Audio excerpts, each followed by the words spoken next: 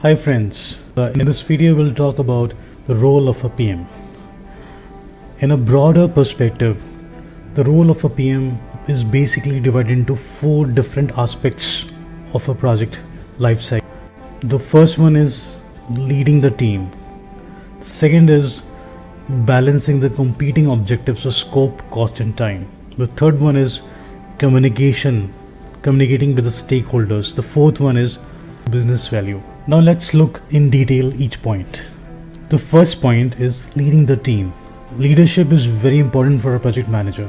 A project manager is steering the whole team. The success of or a failure of the project depends on project manager. So it's very important for a project manager to lead his team, to show leadership. The second point is to balance the competing objectives. Now the reason why we are calling them the competing objectives is that if any one of them changes, the other two are competing against the third one. For example, if project scope increases, the cost and time will also increase. Similarly, if the scope of the project decreases, the cost and time will decrease. So all these objectives of the project are competing against each other.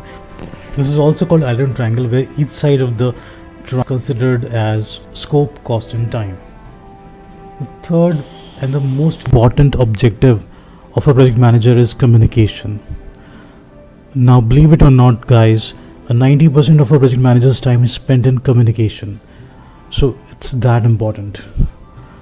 For a successful delivery of a project manager has to communicate each and every aspect of the project as per the requirement to all the project stakeholders.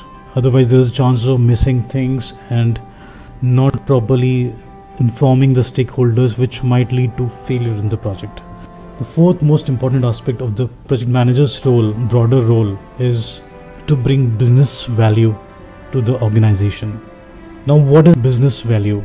The business value of an organization means the benefit which the project will give to that organization after delivery. Mostly it's monetary benefit, monetary value. Sometimes it's also brand value, and sometimes it's also like social value. So let's take a simple example. So if you're building a house, most of the times you get money out of it. So the organ gets money out of it if a house is built. Sometimes if you're building an iconic building, you also get a recognition. And sometimes if you're building for some kind of orphanage, you're not charging for it. So you are generating a social value.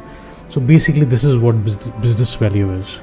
So that's also one of the main responsibility of a project manager, to bring business value to the organization.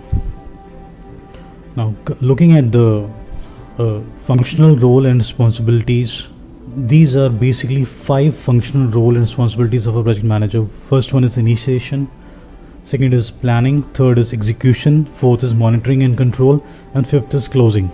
To understand each of these aspects, let's take a very basic example of building a house.